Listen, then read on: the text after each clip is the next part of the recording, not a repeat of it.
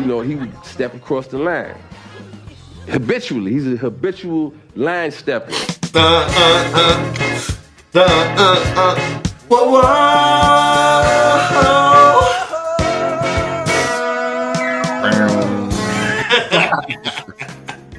What it do, baby? What up, boy? What's How up? you doing?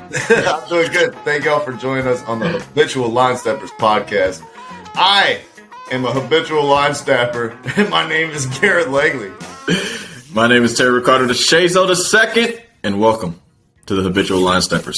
Yes, sir. Thank you all so much for joining us this past Sunday for the Milan Derby. It was a wildly entertaining 1-1 draw, which is something you don't say too often in soccer.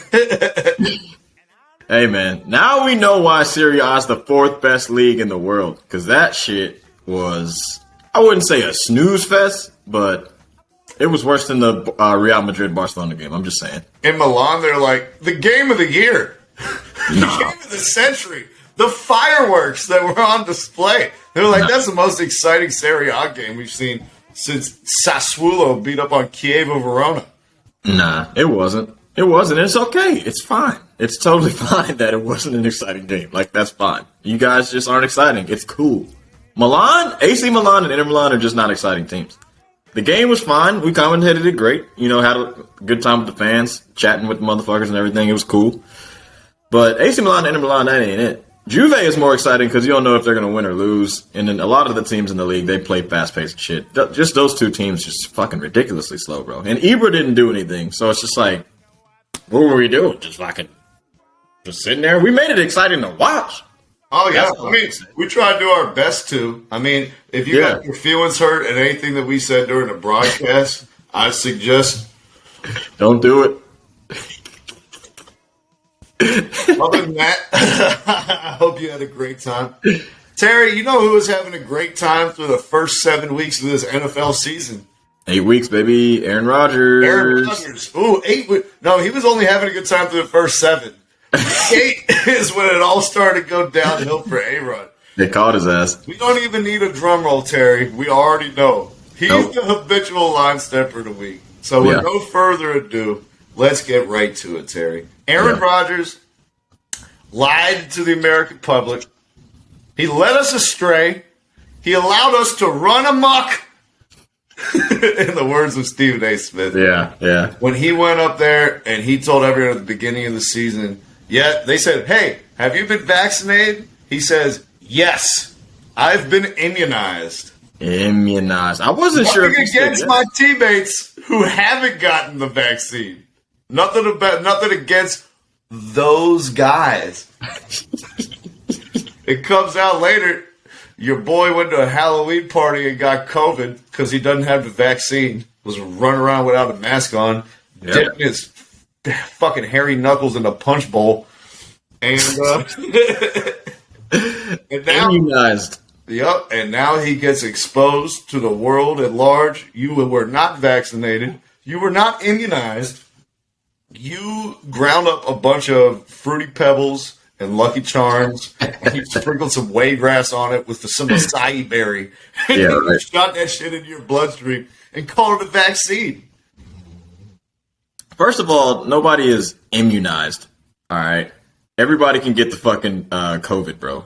Every single person can get COVID. No one is immune to getting COVID. Like, you're going to get it. When it's your time, it's going to be your time. And he was all ballsy for 7 weeks saying, I can't get COVID. Walked up in that Halloween party with no mask. You should have been Darth Vader, homie. You should have been any character with a mask because your stupid ass got COVID.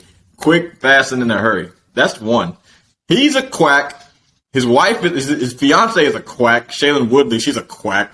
Joe Rogan. Wait, hold on. Go ahead. Where did she get involved? I don't understand. Maybe I missed that part. She was the ringleader of the quirky bullshit. She told him that, like, you don't have to take the vaccine. Like, don't worry about that. COVID really isn't that scary. You just start taking this chloroquine and all this bullshit that Joe Rogan was talking about. Shout out to Joe Rogan. I like him. Hey, man, you know what, Aaron Rodgers? You know what I'd say to you? You don't have to listen to your wife. Fiance. Even better. You definitely don't have to listen to Nah. A-Rod, bro. Bro, you A-Rod. I'm going to call him Aaron Rodgers. Mr. Rodgers. A-Raj. Yeah. Mr. Rodgers thinks he's the smartest person in the room at all times. When they were questioning him about COVID and him being immunized or whatever, he was like, oh, you don't have to worry about it. I don't have to make an explanation. No, you do have to make an explanation because you're just blatantly lying to everyone. And you're just going to act like you're not lying to everybody for 7 straight weeks. And the NFL covering this shit up like it's Watergate. Like, what the fuck's going on, bro? They don't want to suspend him? Oh, no. Oh, they go suspend him. This going to come out. Oh, he's done. The Packers is going to be fucked, too. Harry, if Tom Brady gets 4 games for deflated footballs, Aaron Rodgers is going to be missing some fucking games this season. Exactly. You can book it here. And I tell you what, they should put him on the player exempt list, the one that they put Adrian Peterson on for beating his son with that switch. Oh, yeah. You should put him on that just for saying MLK said it's our duty to fight against injustice, laws that don't make sense, and things that pin us down. And he equated his quasi-refusal to follow COVID-19 protocols put in by the NFL to the civil rights suffrage and the Million Man March, Terry. Yeah, now, so, like, that was the most outrageous shit that he pretty much said. My man is wilding out. These no-mask people, these unvaccinated people, like, now you're fucking losing your mind, all right? Don't ever equivocate, equalize, make that shit make sense to anyone black. Don't do it. Don't compare that shit to the black struggle. Don't do it. You're never going to win. You're going to lose every time. I'm surprised nobody has said shut the fuck up on live television. I can say it because it's a podcast. I know why. I was watching it live when it happened. I was watching the Pat McAfee show. I tune in. I tune in every day while I'm doing my, making our graphics and stuff. Yeah. So it's just a good thing to have on in the background. I'll tell you exactly why, man. What's up? One, Aaron Rodgers is a recurring guest on their show every Tuesday. He comes on and does a segment. So they were not going to challenge him. No. They were not going to ask tough questions. They were not going to, hold him over a barrel. 2, there wasn't a black person in that room, nor is there a black person on that show, Terry, which is the biggest problem. You don't have to have black people on your show. No. It's not a requirement. No. But maybe you should. For instances like this, every group of black friends needs a white friend when the cops show up. And every group of white friends need a black one when somebody starts talking stupid like this. Yeah. Well, at least, like, one of the dudes, they didn't say anything. I feel like if they were all in the same room, they would have said something. But over Zoom, you can't give your boy that look like, is Aaron Rodgers, like, he's tweaking, right? We know he's tripping. But no, they were just, like, listening, letting him get his, little jokes off or whatever the fuck he was doing. Hey, you know what? Aaron Rodgers, too, pretty obstinate. Like, he talked for, like, 20... He went on this 20-minute long soliloquy. Yeah. Uninterrupted. And then Pat tries to say one thing. He's like, Pat, if I could just finish, please. It's like, bro, we literally just came up here and wanted you to give a goddamn filibuster. And nobody said shit. We didn't even interrupt you when you compared yourself to MLK. That's like some Stephen A. Smith. Let me finish. Where's Kanye West when you need him? Yeah, bro. That's like some Stephen A. Smith shit, bro. Just like he talks for 20 minutes, then he starts interrupting you, and he's like, I'll let you finish. Now let me finish. I'm like, yo, hey, I'm telling you, bro. My man Rodgers is tripping, man. Like, any word you can think of, bro. He's losing his fucking mind. I think the CTE is creeping in on him quick. Did you see what's that famous meme that we had of him last week when he had his fucking chin strap? My man's got CTE. He's got a problem. Something's going on in his head, man. Him and his fucking quacked out fiance. They're all tripping. Anybody who says you're immunized, you ain't immunized. There's no immunity, you dumb fuck. What are you doing? Look at the veins. Pop it again, Aaron. You're crazy. Quacked out, bitch. Crazy. Hey, this is the other thing I'll say, man. Shout out to mental health. Fucking Aaron Rodgers is that crazy. meme that Aaron Rodgers gave us last week, that wasn't for being sacked. Gold. He just got the text saying it's about to come out that you're not immunized. That's what he was reacting to the whole time. Oh, God. He was like, oh, no. We're in trouble. Hey, remember when he had Ryan Braun's back when Ryan Braun was lying about steroids and shit, the baseball player? No. He was like, no. He was like, no, my friend's not a liar. Like, I don't hang around with liars. No, you do. You hang with yourself. You're a big fucking liar, bro. What the hell is wrong with this dude, man? I like the part that he also was like, the arrogance. Yes. Oh, you love the arrogance. It's dripping down the end of his locks like castor oil to John Wick. And he comes out and he goes, I followed every aspect of the COVID protocols to a T. No, you didn't. Except for wearing a mask in press conferences, because MLK told us when rules don't make sense, we need to challenge them. No, sir. No. You had no problem whatsoever allowing everybody in the world in the NFL to think that you had been vaccinated. You didn't want to be publicly excoriated like Kyrie Irving did. Yep. You didn't want to take a public stance. You didn't want to make it a political issue. Whatever. But what you did do was hide behind that turn of phrase. You hid behind your semantics when you said immunization as opposed to vaccination. And now you want to act like you've been above board and you've been doing things right behind closed doors the whole time. No. I can't tell you how many people are at risk every time that you're giving these long-winded press conferences after the game when you're supposed to be doing these via Zoom like every other unvaccinated player is. Yeah. But you're out there on the podium pontificating in front of these people for 20 minutes. Yeah. His running back, Aaron Jones, his dad died of COVID. Yep, he did. This is the person who you have the most synergy with in the entire offense. This is the person that you think you'd be like most connected to besides the center of anybody in the building. Yeah. And for him to show such a cavalier attitude, for him to hide behind the emptiness of those words that he put out, and then acts like he's trying to do something righteous the whole time, I thought it was cowardly. I thought it was just small. And that's how I'll kind of look at Aaron Rodgers going forward. Yeah, he's a little wild, man. And plus, the one thing I'll have to say is Halloween's over, brother.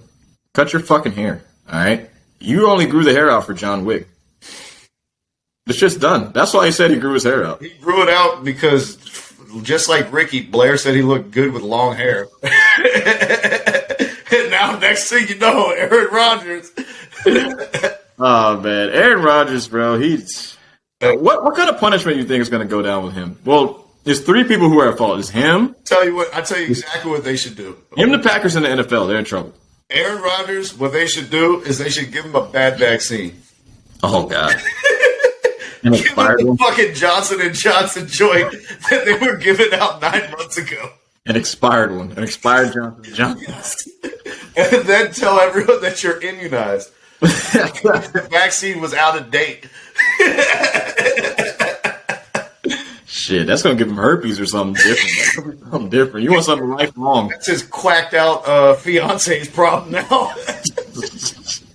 He'll probably go rub some talcum powder and a bunch of chewed up Red Hots on it and say, that'll fix it. It's like capsaicin cream. The funny thing about him is, like, he was talking to the NFL doctors about, all these remedies and everything that him and his girl are doing. And then they were just looking at him like, yo, just whatever you do, please don't go public with this. Keep this to yourself. He's like, so then I dehydrate honeycombs and rub them all over my ball sack from 8:15 to 8:18 in the morning. Then I go on to my seaweed kelp regimen.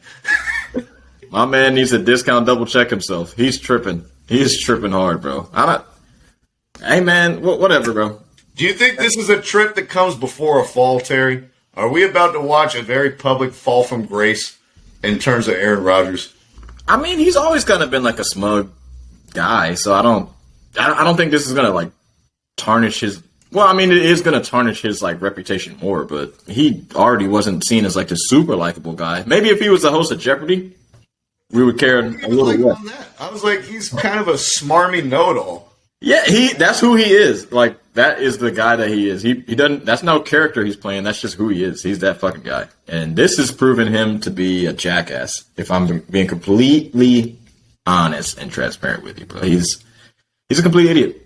Ignorant. Dude, I don't understand the Packers. Like, last time I checked, you hear all their audio. Have you ever heard any of the like mic'd up shit from the Packers? Nah, not recently, no. All they fucking talk about is big dick energy. Non-stop big dick energy. Who's got the biggest dick? Go out there and show them how big your dick is. You're telling me there are 53 guys with swinging dicks on this team, not including coaches, and not one of you guys could have told Aaron Rodgers to put a fucking mask on when addressing the media, when he had to sit at a lunch table all by himself? Everyone in the building knows it, but not one of y'all could say something? I guess not, bro. I guess not. Hey. I guess the big dick energy isn't too big up in Green Bay. I guess it's kind of cold out there, huh, Terry? Yeah, it's cold out there at Lambeau, bro. You already know that. Freezing cold. Hey, man, it is what it is. He chose his fate. The Packers and Aaron Rodgers are going to probably be in serious deep water. I can't see them, like, stripping, like, a first-round pick from him, but I could see, like, maybe a second, couple thirds. I think this is an inflection point here for the Packers. They got a decision to make. Are they going to back Aaron Rodgers and help him save face and try to retain him and fall on the sword for him and take, like, whatever penalty? Or are they going to hang his ass out to dry and say, you know what, we're happy with Jordan Love, and you know what, you made your own bet, Aaron, now go lie in it?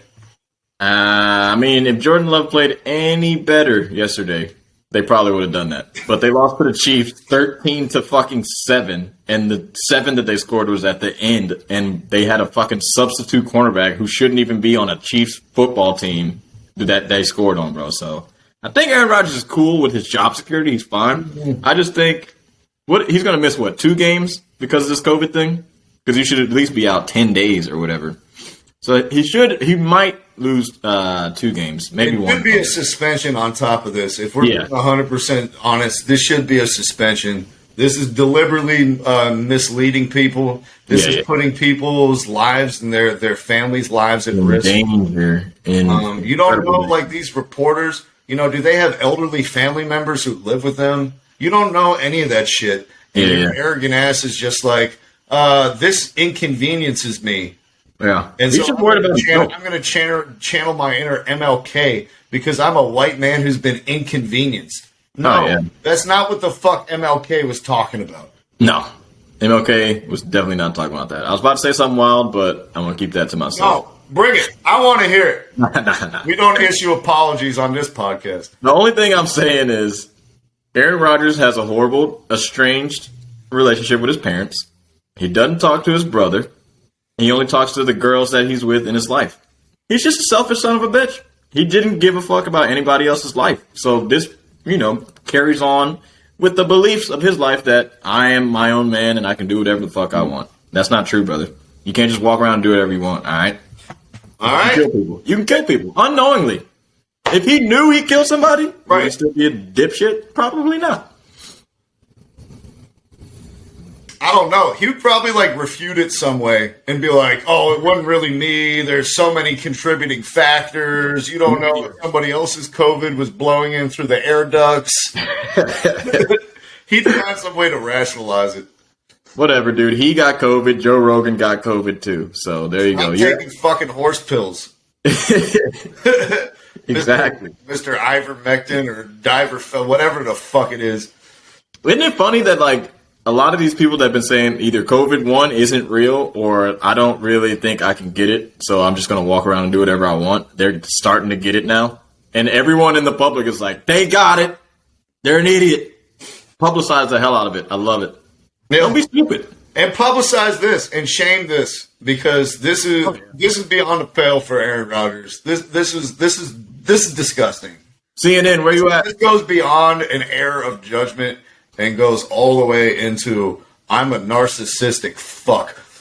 Oh, yeah. Narcissistic asshole. All right. And that transitions beautifully into Russell Westbrook, who's been struggling his time with the Lakers. Terry, Russell Westbrook had 3 air balls last night, not including a finger roll that he almost airballed as well. He went, what was it?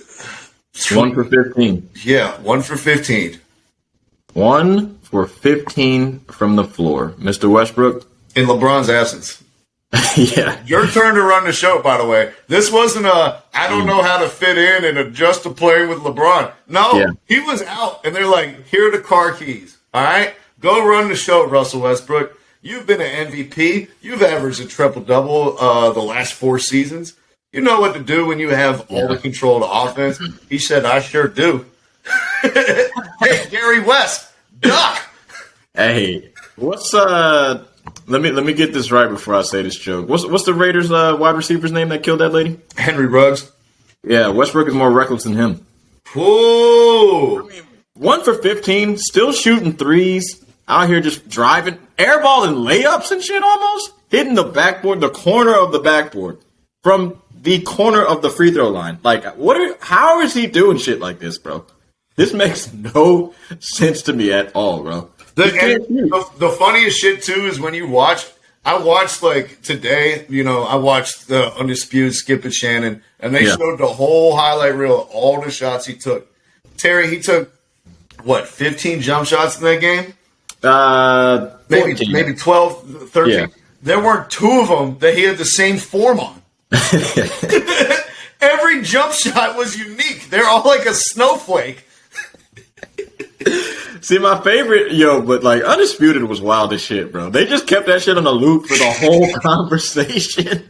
They were killing me. But the funny thing is, he shoots it with such confidence. Like his air balls, he started backing up like, yep, I'll switch that. And I'm like, bro, you average like 8, 9 rebounds a game? Your ass couldn't tell that you were about to brick that shit and try to go get the rebound? I've seen you do that before. My man really thought he airballed 2 shots by 1 full foot. And he thought it was going in. I can't even blame the ball. Because you've been doing this. This is what you do. The funniest part, too, is he was jumping like a foot forward and holding. He was holding the pose. Like he just hit the game winner. He hold the goose there with his hand in the cookie jar after it already hit the side of the backboard. Hey, coach said hold the goose. I'm going to hold the goose, baby. Hold that follow through, man. It don't work when you can't shoot. My man, what the fuck happened to him, bro? Like, I swear he could shoot, 6 years ago? Nah, you were wrong. His free throw, no, but at least his free throw percentage was in the 80s. Yeah. His free throw percentage is 63%. Like, what is going on with him, man? And then I remember the first season. It was at OKC, I think, when they first signed Paul George and Melo. This was the first season, right? Russell Westbrook struggled from the free throw line and from the 3. That was the first season. It was like really, really bad. He said after, he was like, look, I'm not worried about the shooting. I'm going to shoot better next year, and y'all aren't going to remember this. Hey, I have a question for you, Russell Westbrook. What are you worried about? His passion. Yeah. That's it. His triple doubles, his counting statistics. That's what you're worried about? He needs to stop with this 20-10-10 triple-double type shit. I need to start seeing 10, turnovers. 10. Oh, you talking about turnovers? Nah. Yeah. I'm talking. He's trying to get 20 points, 10 assists, 10 rebounds. I need to get 10 points and stop fucking shooting. Stop shooting. Stop shooting the ball, bro. It is apparent that you can't shoot. You are now Ben Simmons. You're a 6'4" Ben Simmons. Don't shoot the ball outside of the paint.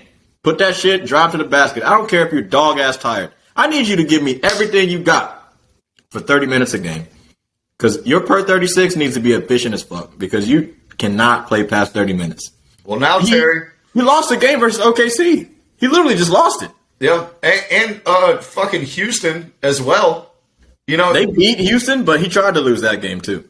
Didn't Houston get him one of the times, though? Nah, they got both of them. Didn't they split it with Houston? Nah, they beat him both times. But, all right, so you almost lost twice to the second worst team in the league. Then you did lose to the worst team in the league. And LeBron is going to be out for, you said, 1 to 2 more months with a possibly anus strain.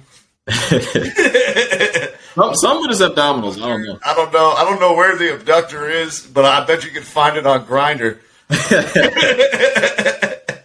Shout out Grinder. Grinding.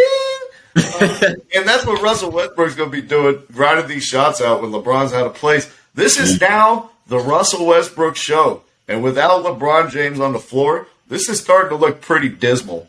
Oh, yeah. It's looking bad. Watching Russell Westbrook run a pick and roll with a hobbled Anthony Davis while Malik Monk, some kid from Oklahoma, and Wayne Ellington operate out on the perimeter. Austin Reeves. Like, these guys are tripping. Hey, Trayvon, I'm sure you wish you got Buddy Hield this time, huh? Yeah. Westbrook is choking it hard for you, brother. Hey, when you're watching this, cut it off right at this point because I'm going to hurt your feelings. Russell Westbrook is trash. Anthony Davis, he doesn't even want to be on the floor. Every time he's playing, he's like, how can I get myself hurt? Well, you know what? Let me fake a stomach virus real quick in the first quarter of a fucking game. Are you kidding me, bro? If your ankle hurts, cool. If your knee hurts, fine. You can't play through your stomach hurting? You are a bitch. Straight up bitch, bro. I don't like that shit, man. You gotta play through that. He doesn't have that Michael Jordan mentality. One season is not going to change everything for me, bro. He's not a top 75. Dude, not even a regular season. A bubble. Get out of here. Bro, you're not a top 75 player. He didn't deserve that shit at all. What? If he was a top 75 player. I told you need to look at the list. I told you need to look at it and you need to go through it thoroughly. Thoroughly go through that list because he was in the top 75. Didn't deserve it. He didn't. Yeah, it's crazy. My man AD, he can't stay on the court. If he can't stay on the court, they're not going to win. They will not win. I take everything back. If LeBron's not going to play, it doesn't work. If you make that shit over Chris Webber, I will lose my fucking mind, Terry. Are you fucking serious? Hey, it's too late for you now. You didn't look at the list. It turns out Karl Anthony Towns is more like Anthony Davis than we thought, huh? If monster correct. I guess so, bro. Yo, if LeBron's not on the court, none of this is gonna work. And also on the other end, if somehow, like, I know we talk about this a lot. If LeBron James can win a championship with Russell Westbrook on his team, the GOAT conversation is fucking done. Michael Jordan, step to the fucking side. To the left, brother. Westbrook is horrible. If he continues to play like this, we already saw the blueprint for how it's going to be successful. Where Westbrook, your name is light-skinned Draymond Green on offense. That's what the fuck you do. You set picks, you catch the ball at the foul line, either you attack a rotating defense or you pass it to the corner for an open three. There's no more, I dribbled 2 dribbles into a pull-up, long 2 that hits the side of the backboard. In the playoffs, that's not going to fly. So we already know the blueprint, and it doesn't look anything like what they're doing now. But I wouldn't be surprised if they come back with LeBron and he's healed up. Anthony Davis gets over, whatever fallopian tube issue he has. And then when they return or whatever, they got 20 games to figure it out by the end of the season. And by playoff times, Russell Westbrook he's averaging a triple-double, but it's the kind you want to see because it's 11 points, it's 12 rebounds, and it's 12 assists. Yeah. At this point, I'm going to need fucking 10 points, 15 rebounds, 15 assists. But the funny thing is, he's not even a good passer. Like, in the first week of the season, he played okay. Mm-hmm. He still couldn't shoot. Like, it's whatever. He just can't shoot. It is what it is. Second week of the season, he just can't pass. His turnover ratio is absolutely ridiculous. What did you say it was? 4.9 turnovers to 7.5 assists. Come on, man. That's absolutely ridiculous, man. You're garbage. He's absolute garbage. Hey, and let's check back in, Terry. Remember we said Karl Anthony Towns is a lot more like Anthony Davis than we thought? Yeah. Let's follow up on that. You remember earlier, Terry, we're going from one team with big man issues and a guard who wants to take over to another. I said this season, Anthony Edwards is going to say, "This is my team, Big Cat. It's time for you to take a back seat." So far, Terry. What's going on? Anthony Edwards is averaging 23 a game. Yeah. He's taking the most shots on the team. Yeah. Jesus Christ. Hold on. Is that serious? This motherfucker's shooting 22 times a game. Jesus. Yo, Karl Anthony Towns only averaging 16. Yeah, bro. Shots a game. 16 shots. So Anthony Edwards in his second season taking 6 more shots than Karl Anthony Towns. But they're scoring. I can't say I didn't see this coming. Nah, you called it. But here's my thing. He's shooting the ball 22 times and he's averaging 23 points. Yeah, that's horribly inefficient. Karl Anthony Towns averaging 16 shots and still averaging 23.4. Yep. Well, I like it. And he's a big man. His effective field goal percentage is 47, which is awful. Jesus Christ. It's so bad. But at least he's trying to take the games by the scruff of the neck, Terry. At least he wants it. So are we ready to sit here and say that AD isn't as good as Karl Anthony Towns? Whoa. I'll say this. How about this, Terry? It's not as injury prone. Karl Anthony Towns would be a better fit for these Lakers. Oh, yeah, he would. He definitely would. The best shooting big man of all time, including Dirk Nowitzki. Karl Anthony Towns is the best shooting big man of all time, and there's no debate. Nah, it's not. He's a beast, man. He's an absolute beast. But I don't know. Lakers are in trouble so far. Hey. When LeBron, we can't even evaluate them without LeBron on the court. So the East looks like a bunch of juggernauts. The West looks like a bunch of trash. Terry, if you had to pick right now, who's coming out of the West? Who is it? Who's your contender? Who's coming out of the West? Yeah. I mean, so far, I think I would have to go with the Warriors for right now. I got to agree with you, man. They're looking unstoppable. They're looking like they're back to what they were before, where they're leading the league again in defense by a gigantic margin. Yep. Like top 10 in offense. That's always an indicator when you're top 10 in both those categories, you're going to be one of the best teams at the end of the season. Yep. And they're doing it all without Clay. Yeah. And they're doing it all without the number 2 pick in last year's draft, Terry. Oh, yeah. James Wiseman. Let me ask you a question now while we're still on the Warriors. Yeah. Was the Warriors' selection of James Wiseman the biggest draft miss in the last 15 years? Has there been a bigger bust than James Wiseman, considering Terry, the situation? Considering the situation. Because most teams, when they have a player who busts who's number 1, the team sucks, and it's hard to judge them because everyone around them sucks. But they could have had LaMelo Ball on this team. Directly add him into this team because Wiseman isn't playing at all, contributing a goddamn thing. You could have had a contributor, a generational guy, a dude who would be a hand-in-glove fit with Clay and Steph, and instead you took a nothing. I mean, there really hasn't been this many situations. In the past 15 years, I don't think there's been any other situation. This would be like if the Spurs took Andre Kirilenko over Tim Duncan or something like that. Or Michael Olowokandi over Tim Duncan. So the only thing you can compare this to, we can't do 15 years. Like, this is definitely the worst pick for a contending team in the past 15. That's easy. You can only compare it to Darko Milicic with the Pistons. Yeah, that's a good one. And I think that might be it. And then the only other one is Lim Bias. It's just because he died. I think Darko is that's a good comp, man. This is probably the worst pick since Darko.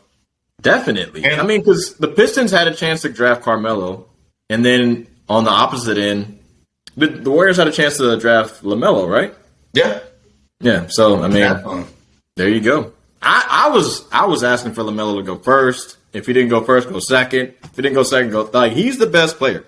Anthony Edwards seems like he can be better than him later on, but LaMelo is really good now. And if he kind of stays how he is now throughout his whole career, he's a solid player, dude. I think the Warriors, they were a team so full of hubris and bluster. Their owner, what was his name, Joe Lacob, came out a couple of years ago and described how the Warriors, and I quote, are light years ahead of every other team in the NBA. So that's why you just throw a pick away? Okay. Yeah, I guess. The number 2 pick, the bridge player that you're trying, like you did all this to get the bridge. So you could be like the Spurs and go from David Robinson to Tim Duncan. And you went from You went from the Detroit Fantastic Four to Darko, is what you did in the modern era. That was a great call, Terry. I can't think of how, this is one of those inflection points in NBA history that people will look back and wonder, what if? Because they fucked this up bad. Yeah. And they messed up. no one can be happier about it than the Sacramento Kings, making everyone forget that they took Marvin Bagley over Luka Doncic and Trae Young. Now those are bad picks, but let me stay on this for a second. You could have had so many guys, just in that draft alone. A lot of those guys are doing really, really well, man. They're really good. I don't understand. The league is small, bro. There's only Jokic, Embiid. There's a few other centers that are good. They're not scoring centers, but they're still, putting their statements on the games, like Clint Capella, Rudy Gobert, people like that. But you could have went with a guard. Why not get a versatile guard in LaMelo? So say LaMelo's true height is you thought he was 6'4" when he first came out. It turns out he's about 6'7". Say he's 6'6", 6'5". You get a versatile guy who you can mold into being a better shooter with your shooting coaches. You got Steph, Clay, and Steve Kerr. Come on. The passing of LaMelo, he would have worked perfect for that scheme. Off ball, on ball. Draymond, Steph, and Clay would be an absolute fucking terror of a foursome. It would have been crazy. And don't forget about Wiggins, who would be the fifth man in that lineup. And when Wiggins is your fifth best player, or when he's your fifth starter, when he's attacking the fifth best defender on the floor, that's the spot that you want to see him in. Yeah. That's when he looks really fucking good. If he's your third banana, that might be a little too much if he's your second guy. But if he's your fifth starter, you guys are going to win a championship. No, most definitely. And you can already see it now. Last year, it wasn't really a true representation because the Klay Thompson injury was a shock. It kind of had just happened. This year, they were already knew that he wasn't going to play for a while. So they, went into training camp knowing that he's not going to play and were able to run different plays and shit like that. So they look good as a team. And you could tell last year they kind of got used to it and they, got better on at the end of the year. This year they knew he wasn't going to play and they're playing great. This is who they are, bro. They're a great team, great coaching, great GM, besides a couple blunders every now and then. And you choose Wiseman, bro.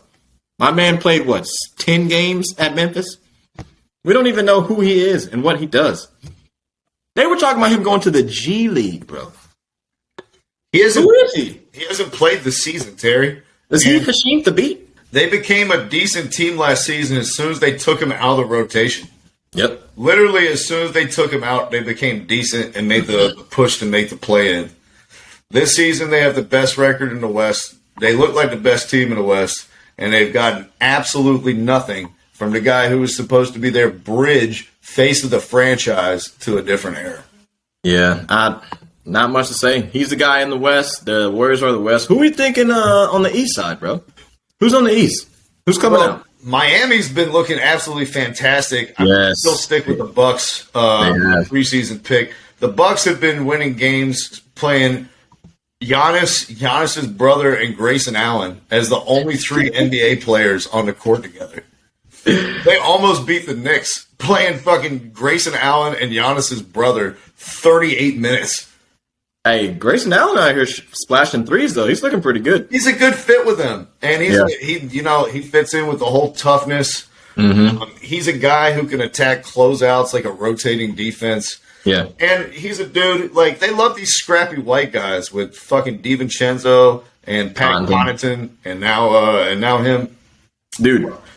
I'm sure the three of them will have some more elaborate Halloween costume next year. They really dropped the ball this year. What'd they do this year? Nothing. I don't know. I mean, they should get a record deal or something. Three whites on the wing? I don't know. I'm just spitballing here. The Bucks look okay. When I was watching the Knicks-Bucks game, I did watch Connaughton miss 7 threes, so, I mean, that's a problem. He really can't shoot, honestly.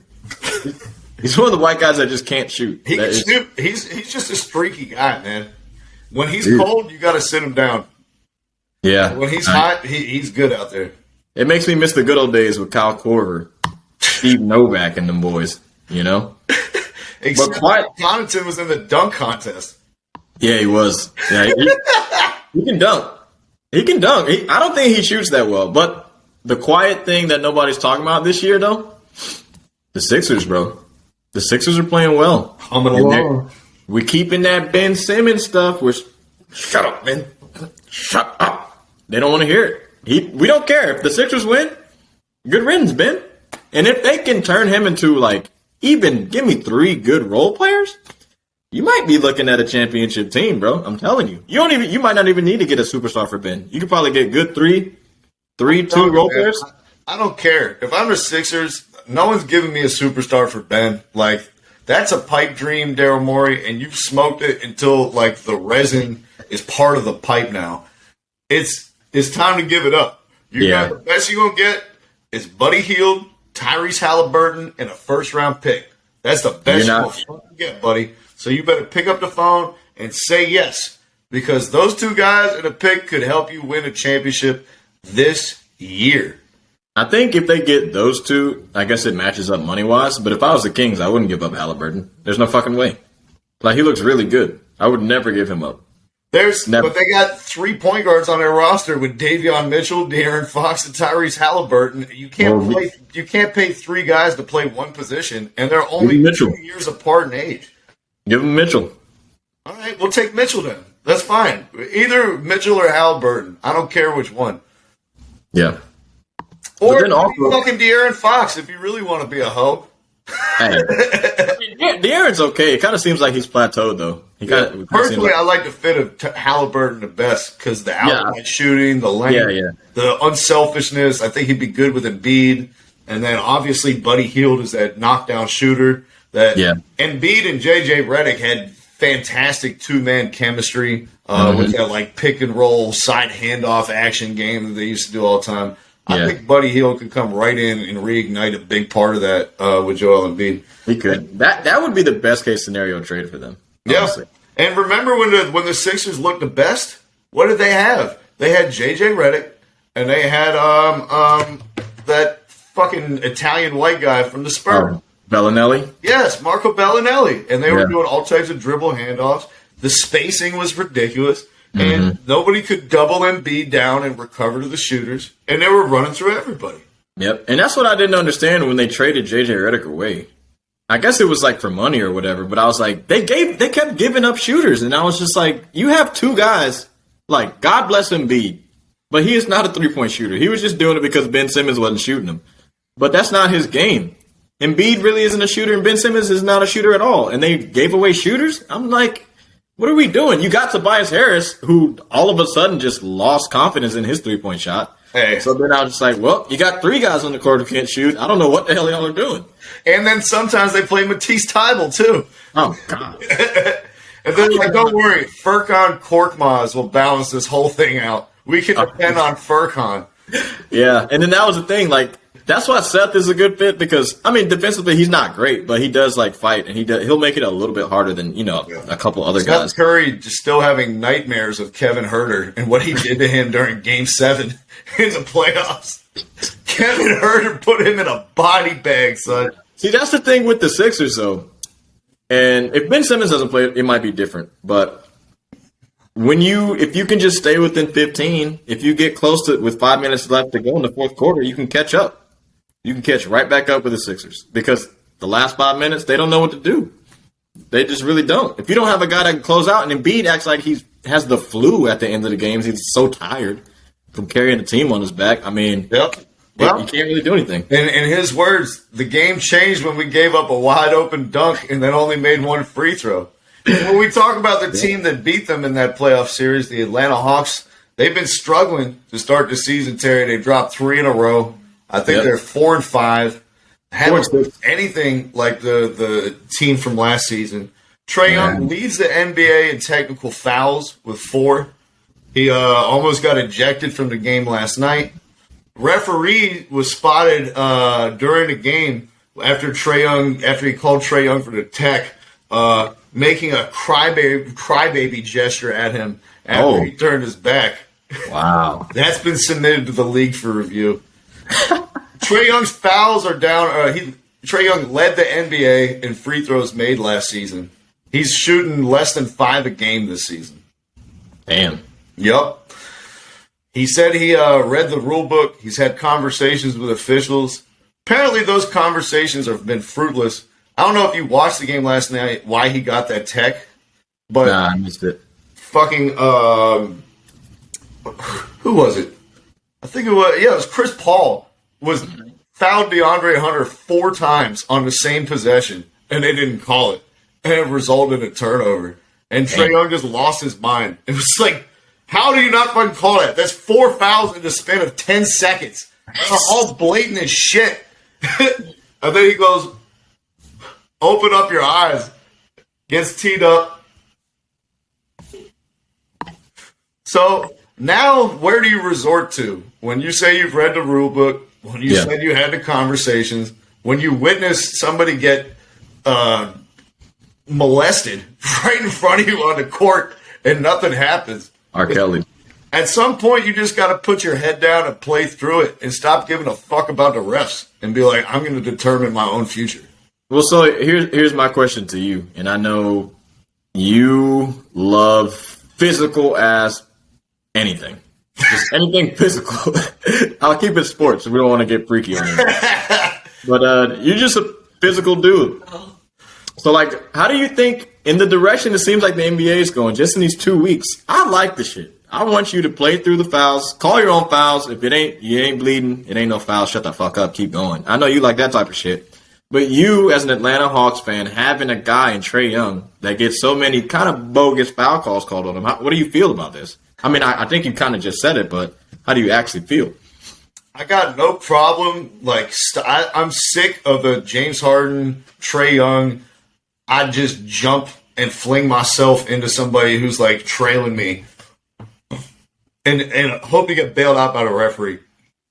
That shit is bad basketball. I don't like watching that as an Atlanta Hawks fan. That shit makes me mad.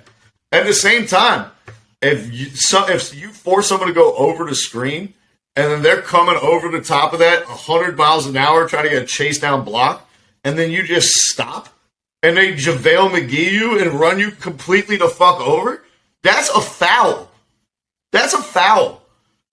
Chris Paul was doing this shit in the backcourt, which is why they tried to take it out of the game. But if this happens in the run of the play in a pick and roll action, that's a clear foul. My second thing is this. Yeah. This isn't just the Hawks, but I'm seeing this across the league. Officials are allowing two-hand hand checking on the perimeter. Yeah. And allowing defenders to get back into their set with a two-handed hand check on the perimeter. And I see it over and over and over again. Once you get into the paint, it's different rules. They don't let nearly as much shit slide. But I think that's been a big contributing factor, Terry, to why we've seen the three-point percentage go down so much, is because they've allowed defenders to be so much more physical on a perimeter. Yeah. Well, you know, when all these 90s players were saying these dudes wouldn't be doing this with all the hand checking and shit, looks like they might be right, man. James Harden is struggling. He's averaging 18 points a game. All right. Before he was averaging 36 a game, 34 a game, 29, 28, 18 a game. You got to adjust. Also, Trae Young. We got the hand checks for Trae Young. He's only averaging 5.8 free throws, which is he's still top 25 in the league. You know, stop crying, stop being a little bitch. He made 9 a game last season. Hey, whatever, man. You're still close to 6. He's still up there. He's just like a poster child, so it's going to take time for them to stop kind of doing that stuff. He's still getting 23. So, he's still getting 23 points a game. So he still looks like he can kind of play through all this shit. James Harden is just like, I'm sick of this shit. Call the fouls or I'm not playing basketball. I don't understand it. Kevin Durant is single-handedly dragging the Nets into the 3rd position in the East. He's an absolute beast. He's getting foul calls for him. Giannis is getting foul calls. Jimmy Butler's getting foul calls.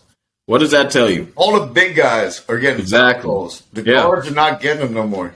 Nope. They're not giving it to him, bro. I mean, if I look at the top free throw attempt guys this season, 1st, 2nd, 3rd, I got to go all the way to 8th, and I see Zach LaVine. He's in 8th place for free throw attempts. But if you go all the way to like 25, is centers, power forwards, small forwards. There's no guards. Yeah. It's like 3 guards in the top 25 attempts for free throws this year. I like the physical play though. Hey, look. I like the physical play too, Terry. I'm glad to see balance return to the game.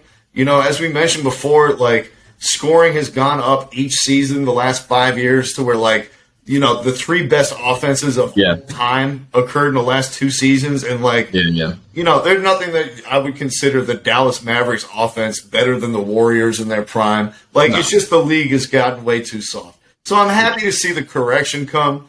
The average points per game is down to like 105, which is where it should be, as opposed to like 117 or whatever, 113, what it was before. At the same time, I want to see like you play out the rules. There shouldn't be two-handed hand checking on a perimeter. That you shouldn't be able to run somebody over, JaVale McGee style. I like physical play. I like playoff basketball. I like intensity. I like hard fouls. But I also like it to be refereed consistently from player to player to game. Yeah. That's the part that I think they've been struggling with so far this season. Yeah, well, we'll see how it goes, man. I mean, if it's going to be this physical in the regular season, in the first 10 games, golly, I can't wait to see what the playoffs is going to look like. I can't wait to come into your house and kick your ass and send you on vacation. I mean, honestly, though, if it does continue to look like this, I think Miami Heat would be your champions, bro. Because they're the only guys who got a couple I don't think so. I think they're legit. They can't score in the half court. They only can score when they're running. You don't run in the playoffs like that. You have to play half-court basketball. The points are going to dry up. They're a great defensive team, but until they learn how to score in the half-court, I'm not worried about them. Yeah. I will say about the Hawks, though, I'm very worried about the Hawks, Terry. I know we're only like 10 games into the season, but your boy is about ready to hit the panic button. Hey, if I were you, I would honestly go ahead and hit it. Because when you look at the East, there's a few teams that are fraudulent, and we can talk about them. So you got, if you look at the standings, I'll go 1 to 11 because the Hawks are 11. And the Celtics are right behind you, and the Pacers too, which are 2 teams you still kind of got to look out for. You got the Sixers, Heat, Nets, top 3. Those are 3 good teams. Wizards are probably going to fall off. They're 7-3. They're at the 4 seed. The Bulls look like they're going to be consistent, so you got to watch out for them. And then you got the Cavs and the Raptors, and you don't really know what the fuck they're doing. Knicks are probably still going to stay there too. So when you look at just the top 8, there's only 2 teams that are fraudulent. And then ahead of you is the Bucks and the Hornets, which we think are probably still going to be playoff teams.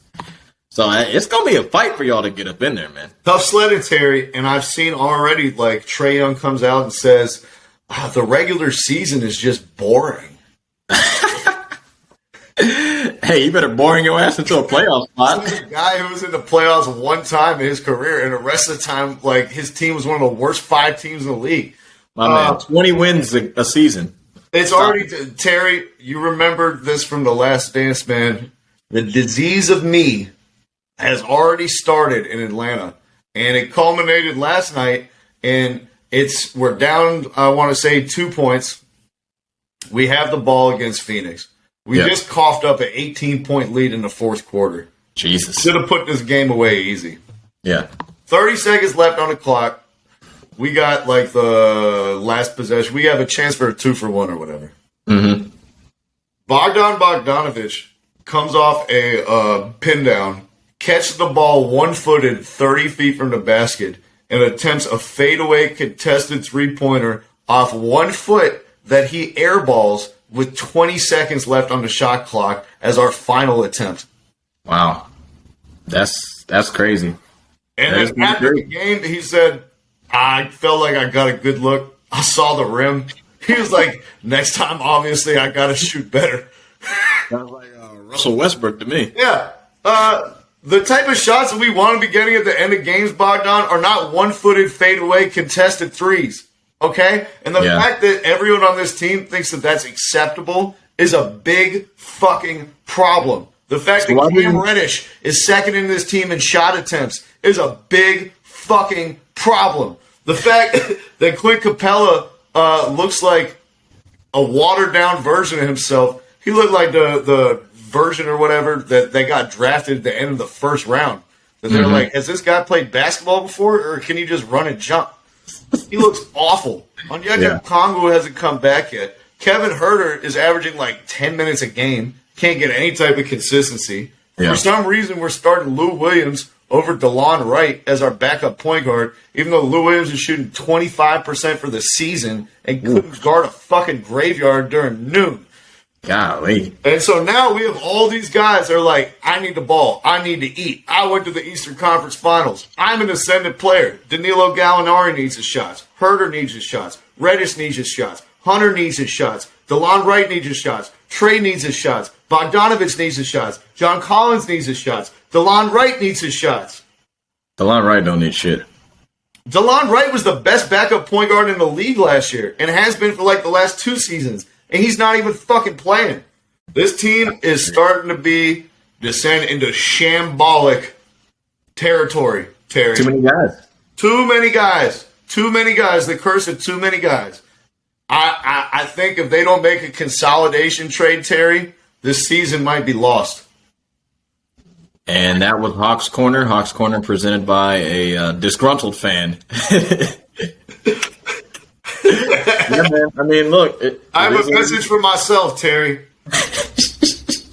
Don't be a salty bitch. Hey, it is what it is, brother. It still is early. We'll see. I don't evaluate much until around Christmas. So we'll see where y'all are at that point of the season. I will say I only want Trae Young shooting threes. I mean, not threes. Any shot at the end, I want Trae Young shooting it.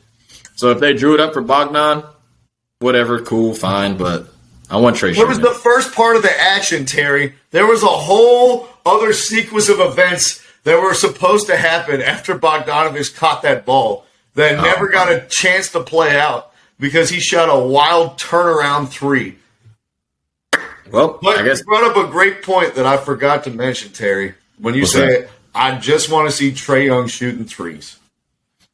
Since Nate McMillan, what was Nate McMillan's? What was the reason he got fired in Indiana, Terry?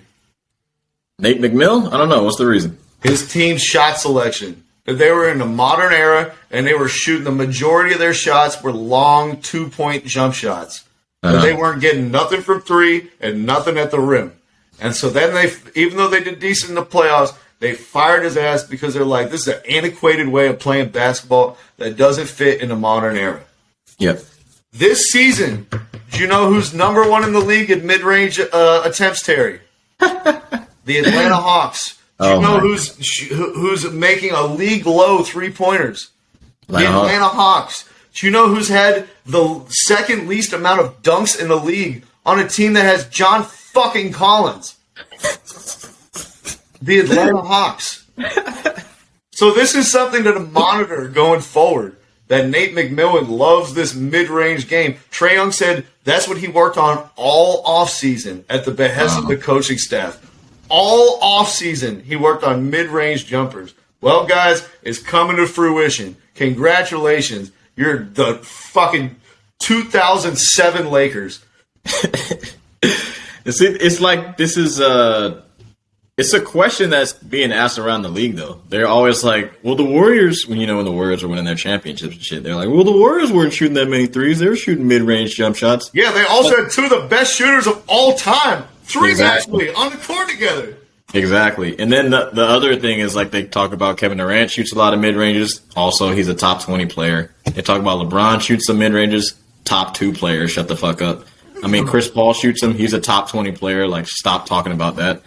Like, the dudes who shoot the mid-ranges, they can shoot. Trae Young, you're, like, really short, and you don't have that Chris Paul fadeaway in your arsenal yet, all right?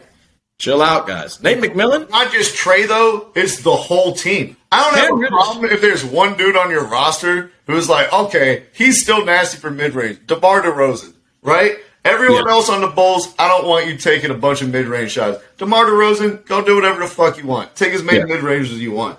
Yeah. But when you see Alex Caruso and Patrick Williams and Lonzo Ball taking all these mid-range shots, that's when it's time to ring the alarm bells, Terry.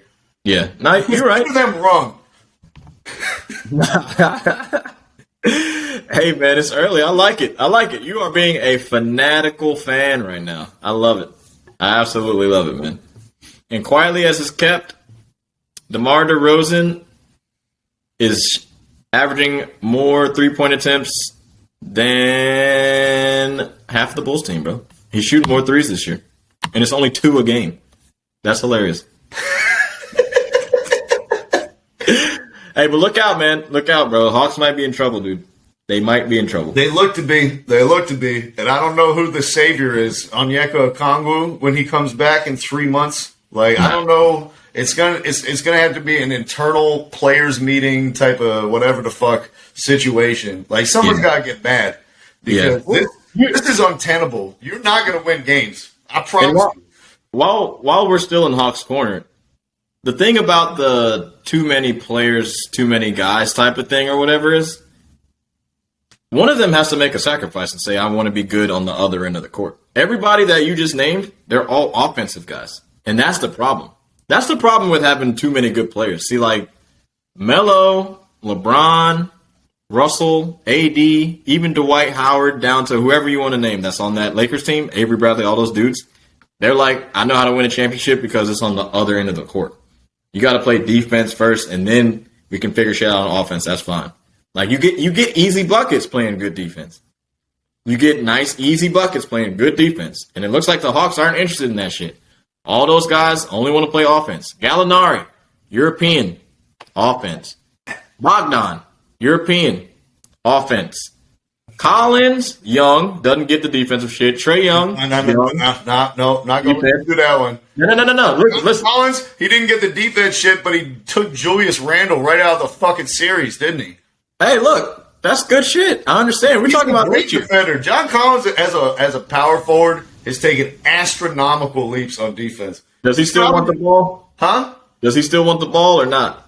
Out of everybody, he actually wants it the least. He's averaging like 8 shots a game, and he shoots like 75% from the field.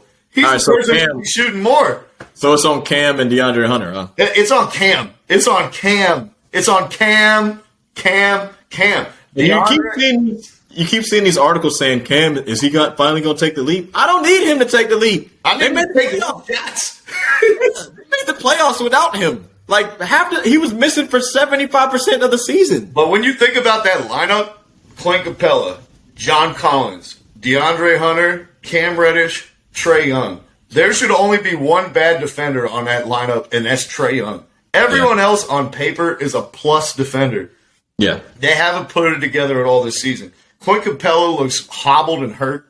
You know what he's shooting? Like his percentage at the rim, Terry, from 1 to 3 feet.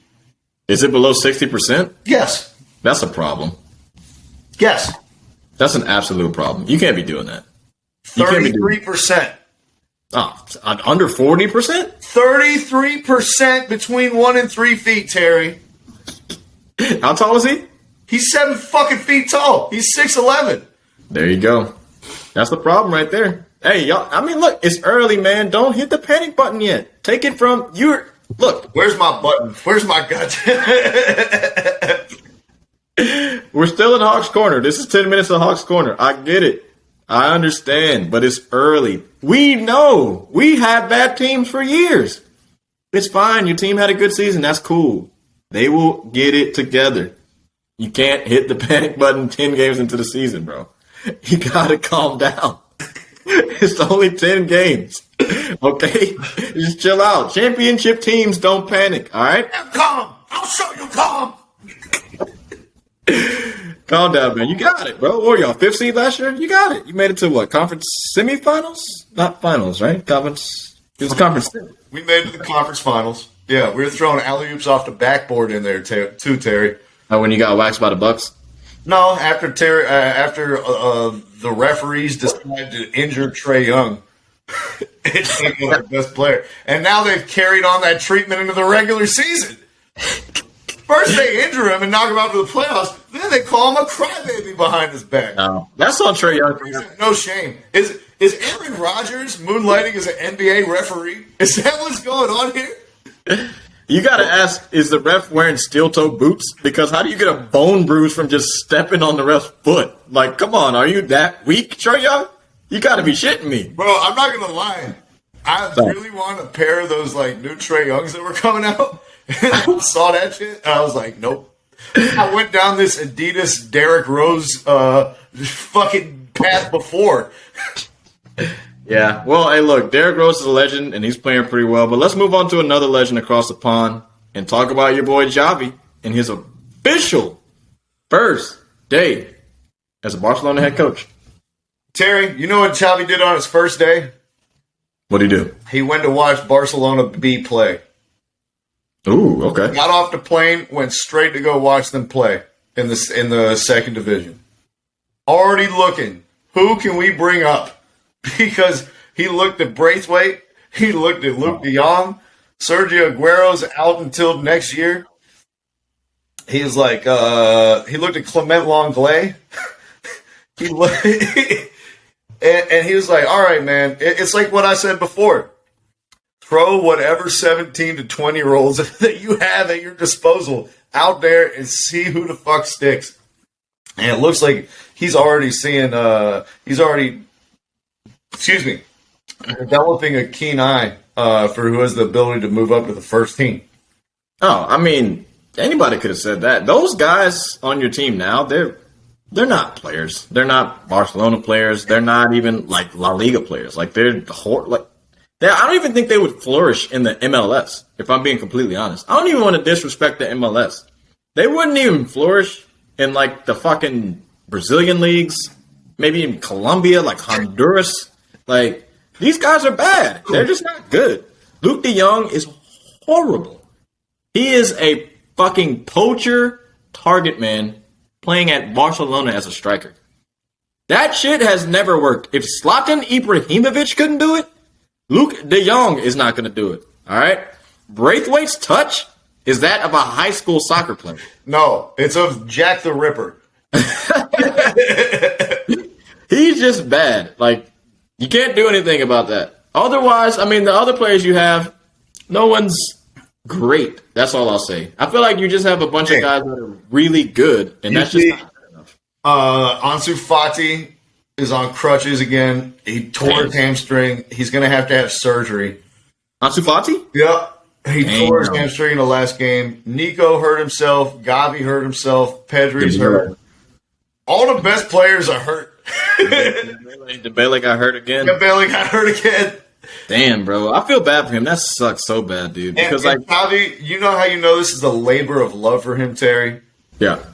He said he always wanted to go back to Barcelona, but he wanted to wait until the time was right and the conditions were ideal. Yeah. Well, the conditions are anything but ideal, and the club needs you more. We can't wait for you to be ready. You got to be ready right now because now's when we need you. And he paid half of his own release clause in his contract, Terry, 3 million euros to join Barcelona in the middle of the season. Barca paid half, he paid half, knowing that he's coming into a shitstorm. That's a man who loves the red and blue. No, he does. And I think it's going to be, you know what's weird? It's going to be kind of similar to like Ole Solskjaer over in Man U. Ole Gunny Solskjaer. There you go. Barcelona is going to give way more patience. The fans are going to have way more patience with Xavi than they would with anybody else because they kind of understand the situation this year. The team is really, in debt. They don't have a lot of money. You can't buy a lot of guys. So it's going to be like a really long process of getting this team back to the top, So they're going to be patient with Xavi. If it was anybody else, they'd be like, axe his ass out quick. They should be patient with him, though. They have to. There's nothing else y'all can do. This is the unique thing about Xavi that a lot of people may have forgotten. Xavi played with Pep Guardiola. Yeah. Then he won the Champions League playing under him. Xavi played with Luis Enrique. Mm-hmm. Then won a Champions League playing underneath him. Yep. Now Xavi has returned to coach a team with a lot of guys that he's played with. Respect. Sounds like the torch is being passed. Yeah. Well, the players are going to give him respect. That's a given. He's an absolute legend. Like, he's a legend. Like, you have to give him respect. You have to. Plus, if your team sucks, you can't say anything. What the hell are you going to say? And the only difference between him and Man U's situation, there's no Ronaldo to be like, hey, I don't give a fuck what these guys are doing. I'm the best player, and I've done way more than you. Shut up. I don't give a damn what you're talking about. That's the only difference. Nobody on Barcelona can tell Xavi to shut up. Yeah. Xavi's way better than them. Thank God we got rid of Messi, right?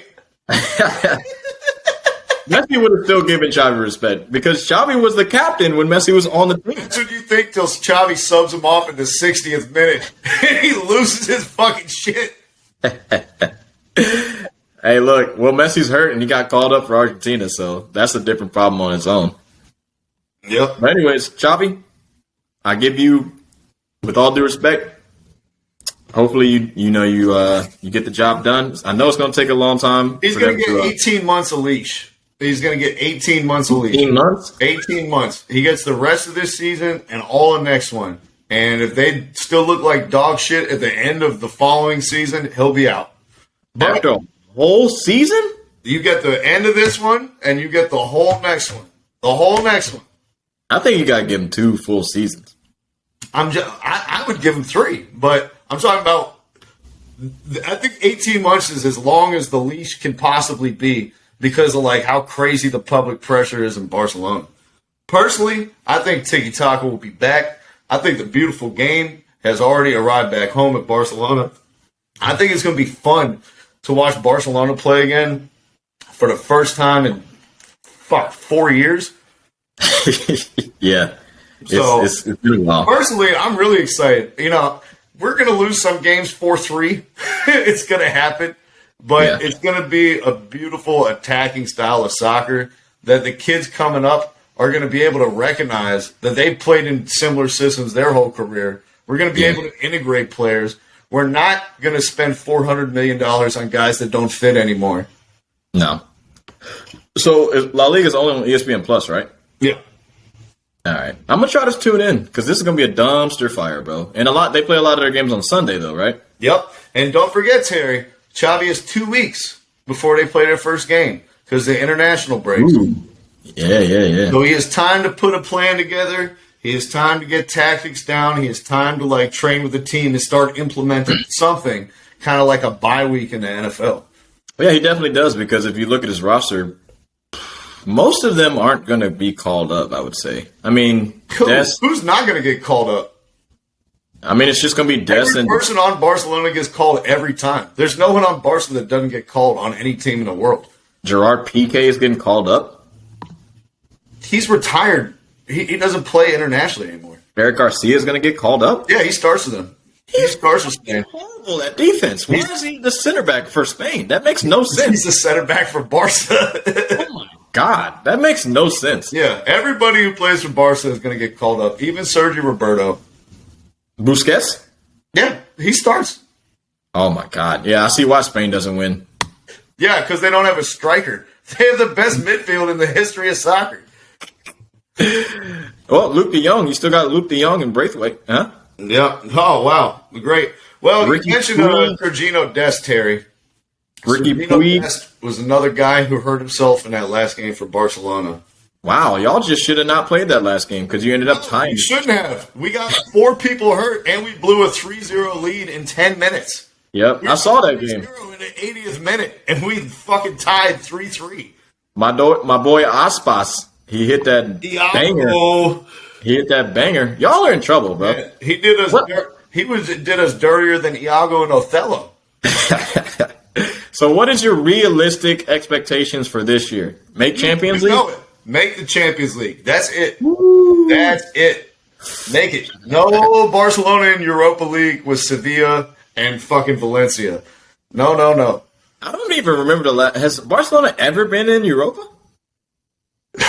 Never. Since you've been alive, I don't think they ever have been. Not in my recollection. I remember we finished 3rd behind Villarreal that last year. It's still Champions League. Ronaldinho was here. Yeah, y'all got 4 spots though.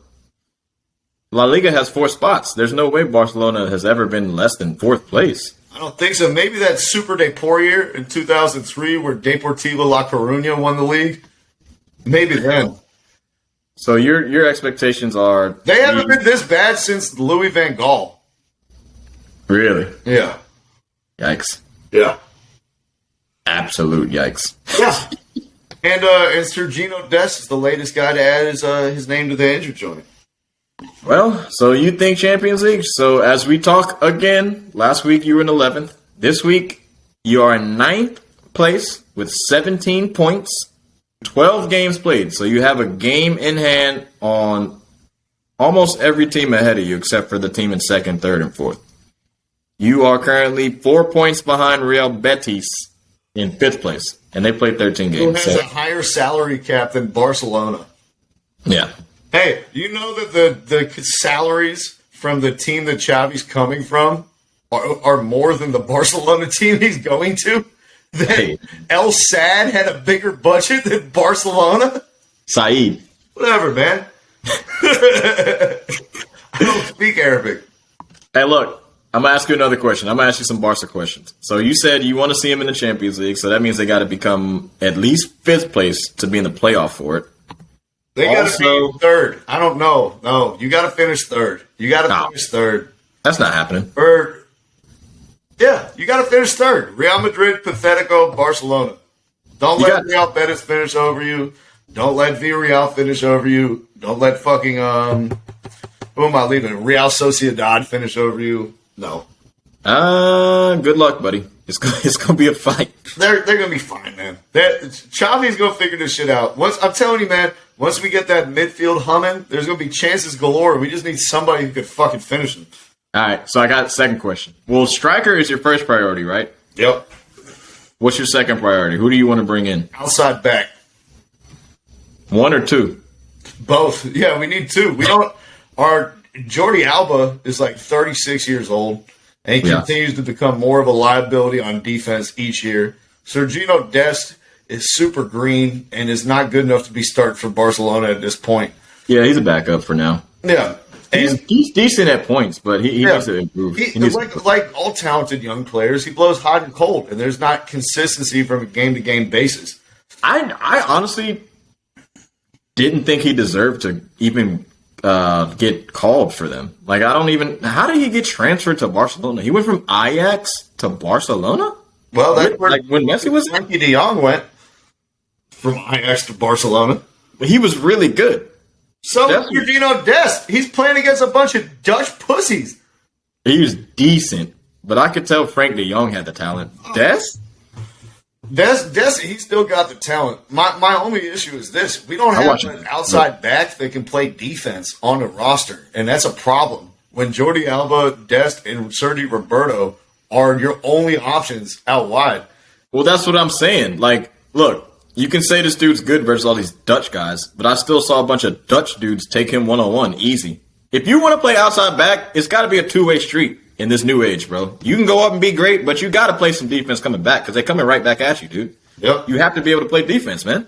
Like, I don't give a fuck. I totally agree, man. He's not an outside back. I wrote this today in a U.S. men's national team forum, Terry. He's a wingback. He's a wingback who should be playing on the left side as an inverted wingback. Yep, he's a wingback. He's a 3-5-2 onto his stronger right foot. He's a 3-5-2 guy. Honestly, he's a fucking... You need to play him with a natural winger on the left side who's left-footed, who likes to cross the ball. He'd be great with, like, Chelsea. Actually, move him to Serie A. Get him out of here. Thank you for listening to our podcast this evening. Thank you. You're far too kind.